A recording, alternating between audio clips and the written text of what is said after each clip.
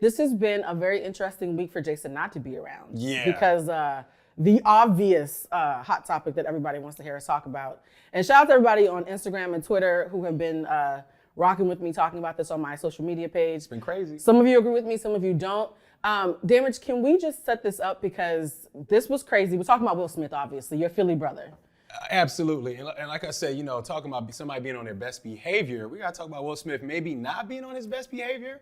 While hosting the 94th Academy Awards, Chris Rock joked about Jada Pinkett Smith, which is, of course, Will Smith's wife, bald head due to alopecia, and he said he had nothing to do with it. Chris Rock said he was absolutely in the not know of her medical condition, but while the crowd was laughing and even Will Smith had a little, cackle, Jada rolled her eyes, and it must have signaled Will to see that she was disrespected because he left the seat, got up, and slapped fire out of Chris Rock's face. He slapped the dog out of him. Can we swear on this episode? I'm so used to Jason letting us know if we could swear. He slapped the stuff out of him.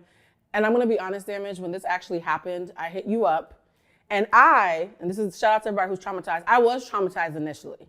Like, I was like, this is not okay. I just kept on tweeting, this is not okay. Yes, she was. I don't know what's going on, but this is not okay. I was not okay. I was very upset. And then I hit up my favorite Philly person. And your reaction was decidedly different from the jump, Damage. Absolutely. Our problematic king hit it. Absolutely. I feel like if you feel like Will did something wrong, I think that's okay. If you feel like Will didn't do something wrong, I feel like that's okay too. Maybe that's the Libra in me. I feel like in this situation, when you tell somebody not to speak on your wife, you don't speak on their wife. And I know there's so many different points of view you can go at it. It's a code of conduct and behavior is where you at. But sometimes it comes down to just the innate, I told you not to do something, and you picked an atmosphere where you felt safe enough to do it. That's how I look at it. And then I'll help you break down the history of even how this started, because a lot of people just thought it was just because of this one joke. Yeah. And I think for me initially seeing it, I could basically tell, I'm like, this is not just because he said this time. This is not a reaction to just this moment. I felt like watching that slap, you been told Chris Rock to keep your wife's name out your mouth, and you did it. So I just have a totally different point of view than a lot of people. Yeah, you challenged me because I was like, no, Damage, this is not okay. This is inappropriate. Like, I went straight to like Karen land. I was a full-on asymmetrical Bob, where's your manager? Will Smith needs to die. Like, I was upset. And then Damage was like, Blue, what else is going on? And then that's when my journalist came out like, you're right, what else is going on? I did some digging.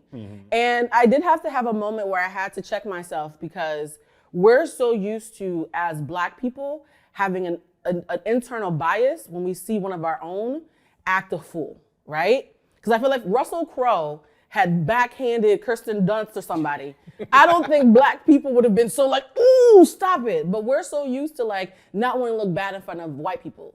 And so that right there is problematic, because we're already holding him to a higher standard because we're subconsciously dancing for the white gaze. And so I had to check myself on that, because there was a little bit of, you just embarrassed us in front of all these white folks.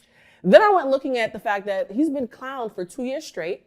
We've all talked about his masculinity, all of us. I don't care what you're saying. You've all sat at your kitchen table and said, ooh, Jada making that man look like he got a vagina. So that can't feel good, especially for a Libra. Libras are all about optics. So that's a Libra's worst nightmare. So Will Smith has been living in his worst nightmare for 2 years. I wholeheartedly agree. Like, it's crazy. Like, a man does not want to feel like he looks stupid having his wife's back. And then on top of that, too, I went looking at what happened with the Oscar So White controversy. Yes. Jada and Will were very adamant and passionate about Oscar So White. They were saying, we're going to boycott. And while they weren't there, Chris Rock made a joke, and Hollywood put this up. Chris Rock made a joke basically saying, Jada not coming to the Oscars is like me not going to Rihanna's panties. We weren't invited, right? And imagine watching 500 of your peers laughing at you about a cause that you were passionate about.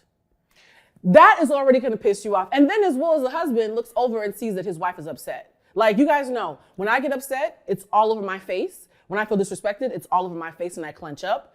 As women, we're used to having to constantly be like, damn, something unjust happened to me, but if I speak on it, I'm the difficult person in the room. Yeah. And when you're with a man, he understands in that moment, so you don't be the difficult Black girl, your husband has to have your back. Absolutely. I don't feel like Will was laughing at the joke. I looked at him in his eyes in that moment. Ooh. And that laugh wasn't that was funny. This is like, oh, you're gonna make me want to kill you. Oh. Because I told you. Now, this is the thing, right? going back to that Oscars, Yeah. where they were protesting the Oscars because the Oscars so white, and Oscars was not representing the black culture at all. You know, we were not getting nominated for certain things. People weren't winning things. There was huge protests all over Los Angeles. It was a big thing. And this is what I started looking at, right?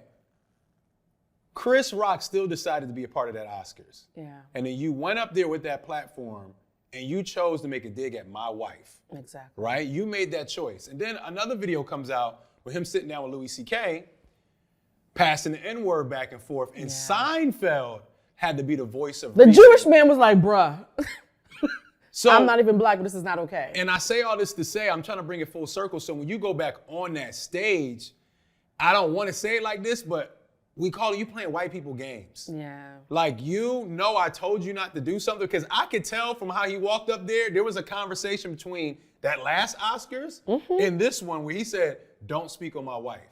And you did it anyway. You thought because you was up on the stage and you were around these people that you always been around, because when we were protesting, you were still there. Yep. You thought you were safe. Now, I'm not condoning violence, and violence isn't the answer for some, but some people, violence is the answer for them. And context really does matter too, because I will say the same way that I checked myself for clenching, the way a lot of us clenched when we saw a black man backhand or bitch slap another black man in front of all these And white I hated folks. that. I hated that. We hated that, but we also have to admit that subconsciously speaking, I think Chris Rock thought that he was protected by the white gaze. Because he's the one who infamously told Kevin Hart, you're only black famous. Remember that story that was so funny? He was like, oh, Chris Rock told me I was only black famous and I had to set my stuff up. Chris Rock is used to white approval, like being more superlative to black people and what we go through, which is very, very different. And that's what I peeped when he did that on that stage. Yeah. People are like, oh no, Will's overreacting. You know, he didn't even know about her hair condition. Jada said she don't care about the hair. I'm like, y'all missing the point. This is not about a condition. It don't matter what he said. He told him not to speak on my wife. So you know you were been told that, and then you go up there on the biggest stage in front of all her peers and think you were safe to do something I asked you not to do. And she's only there because I'm about to make history. So that's another thing too. What you guys make I'm getting angry like I'm Will. I'm getting mad too. And you know when Chris told himself? When Will got on the stage, instead of Chris looking confused, like, why would you come up? We've never discussed this. He said, oh, it was a tame one. It was a tame one. As if we talked about me not talking about your wife, but I picked a tame one, so I thought I could get away with it. Like, you guys need to really go back and watch that video. When he said it was a tame one, though, that means he already knew. He admitted that he already knew why Will was upset. I knew as soon as he walked up there, Chris Rock already knew. That's why I'm like, everybody's missing the big point. It wasn't about what the joke was. It wasn't about August Alsina. We'll get into that later. It's about, no, I told you. You know what I'm saying? It's certain situations I've been in. And you a Philly dude, so you know it's certain Philly situations I've been in, like, okay, y'all can say stuff. I don't really know y'all, have a relationship with y'all. Me and you had a conversation. Yeah. And you went against that on this stage again and tried to play my wife like I told you not to do. Once again, should Will have more self-control? Absolutely.